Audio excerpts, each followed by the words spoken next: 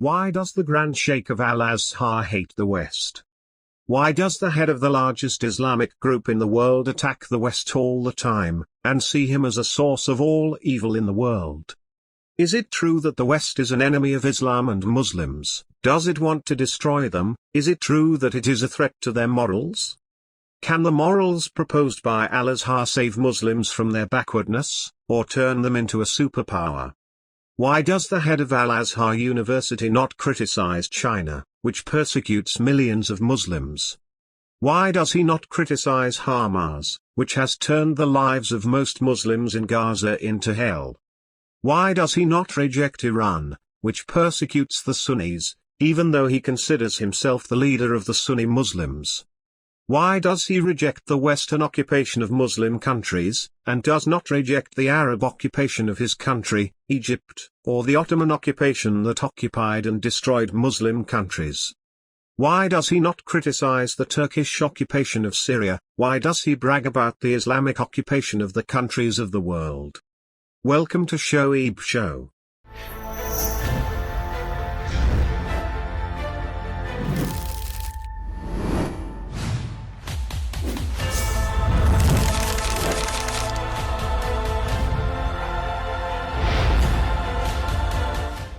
Welcome me friends to Shoaib Show. Our paramount question today. Why does the Grand Sheikh of Al-Azhar hate the West? Why does the head of the largest Islamic group in the world attack the West all the time, and see him as a source of all evil in the world? Is it true that the West is an enemy of Islam and Muslims? Does it want to destroy them? Is it true that it is a threat to their morals? Now I will try to answer. One of the weird paradoxes is that Sheikh of Al-Azhar, Dr. Ahmed Al-Tayyib, Al-Azhar is the largest and most significant Islamic university in the Sunni world. When he wanted to set an example of the ideal model of coexistence between the West and the East, he chose the model of Andalusia, to express the peaceful accord between Islam, Christianity, and Judaism, ignoring that it was an Arab-Islamic errant occupation of a part of a European country called Spain. This is just like a European Christian cleric choosing the periods when Europeans occupied lands in the Middle East, as a great model of coexistence. Or he should talk about the French colonization of countries such as Algeria and Tunisia as a wonderful model for coexistence among peoples. After the same logic as the Sheikh of Al-Azhar, we should consider the Turkish colonization of parts of Europe as a model for the optimal coexistence of different races and religions. Perhaps because of this perception, he does not criticize the Ottoman Turkish colonization, not only of Europe, but even of his country Egypt. This is the crux of the problem, which is to boast about the occupation as long as it was done by a Muslim, and to reject any other occupation, whereas it was carried out by a Christian or a non-Muslim. Therefore, he does not condemn such Islamic empires, but rather brags about them. He says, for example, without doubt that the caliphate is a sweet dream that achieves the unity of Muslims and guarantees them strength, so whoever refuses to have a successor like our master Abu Bakr, who took power after the demise of Prophet Muhammad. 2. He swaggered that this empire extended from China to Andalusia.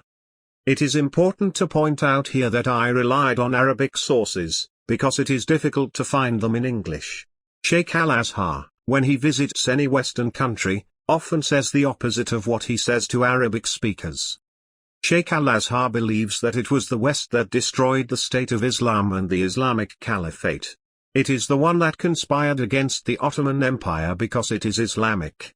He says, after the fall of the Islamic Caliphate, represented by the Ottoman Empire in Turkey, the countries of the West rested from two afrits or bogeymen, which are the unity of Muslims and the unity of Islamic lands, as they represent vast areas of Islamic countries. He does not see this as a conflict among colonial empires that has already ended, but rather a permanent conflict between Islam and Christianity, a struggle among Muslims and Christians. The West, which destroyed the Ottoman State of Islam, is working to demolish Islam and Muslims, and is even the cause of Islamic terrorism, so he says, I am one of those who believe that terrorism is a political phenomenon, not a religious one.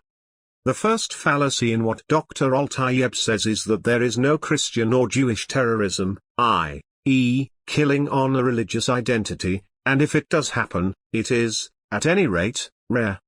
It is true that Western governments used Islamists here and there for their own benefit, once against the former Soviet Union in Afghanistan, and again against the regime of Bashar al-Assad in Syria, but they did not invent political Islam from scratch, or the idea of fighting with weapons to establish an Islamic State and restore the Islamic Caliphate.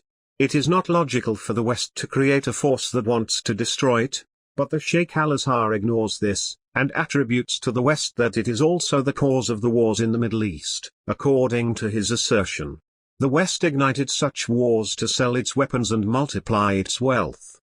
Indeed, Western governments sell arms in the Middle East and in the world, but they did not move the millions who went out in Syria to reject the Assad regime, nor did the millions in Libya that went out to topple Muammar Gaddafi, but they certainly erred when they armed the opposition forces, especially the Islamic ones. Just as the West did not invent the Sunni-Shiite conflict that is destroying Yemen, this conflict has existed for more than 1,400 years in the Middle East, but the West certainly made many mistakes in dealing with the right-wing tragedy. The strange thing is that Sheikh Al-Azhar did not condemn China and Russia, which also sell arms in the Middle East and in the world. Rather, the West and the West alone is the very cause of all misfortunes. Therefore, he does not denounce the Russian and Turkish intervention in Syria, while condemning the Western intervention. The enemy is the West and the West alone, and it is not, in his opinion, a political battle, i.e., a political dispute with the West, because the West, in his opinion, is the one who destroyed the State of Islam, the Islamic Ottoman Empire. This is not the opinion of Sheikh Al-Azhar alone. It is the opinion of the majority of those in charge of the largest university in the Sunni world. The former deputy of Al-Azhar Abbas Shoman, one of those close to Sheikh Al-Azhar, condemns the Turks because they are the ones who destroyed the Ottoman State of Islam. The perished Mustafa Kemal Ataturk ended the caliphate in 1924, which Muslims had been seeking for more than 1,000 years, so the Islamic State was disintegrated, and divided into large and small states that had no unity of word, no solidarity, no business, and no consideration among nations. After it was the master of the nations and the leader of all of them, and everyone would reckon with it.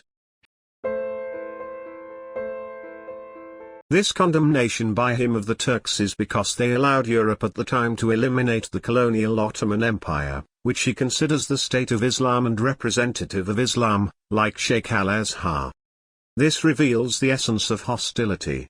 The West, represented in Europe, is the one who destroyed the state of Islam, and it continues until now in its plan to eliminate Islam and Muslims. It targets, for example, the Holy Book of Muslims, as Dr. Al-Tayyib affirms and asks, why is it targeting the Holy Quran only? There is the Torah and the Bible, no one talks about them and no one dares to approach them, but the Quran of Muslims can be highlighted, and the reasons and purpose as well as the doers are evident. He continues saying that the West's plans to target the noble Quran through these people are known and doomed to failure.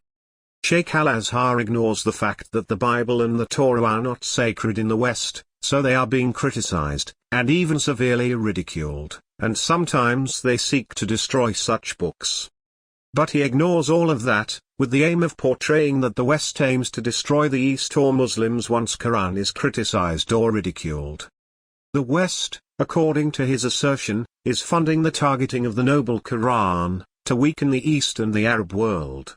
He added that the West knows very well that the noble Quran is a source of strength and they read history with more understanding. There are political parties linked to endeavors in this way, to strike the Muslim sources of power. Perhaps it is important here to clarify that Al-Azhar is the paramount religious university in the Sunni world which represents the majority of Muslims in the world. It receives students from 107 countries, and the total number of students is about 500,000 students, including expatriates from all over the world. Al-Azhar also sends sheikhs to the four corners of the earth. This reveals the enormous impact of this religiously anti-Western view on Muslims everywhere in the world. Dr. Al-Tayyib considers that the destruction of the Quran comes within the framework of what he calls a Western cultural invasion, aimed at legalizing homosexuality and sexual transformation in Eastern societies.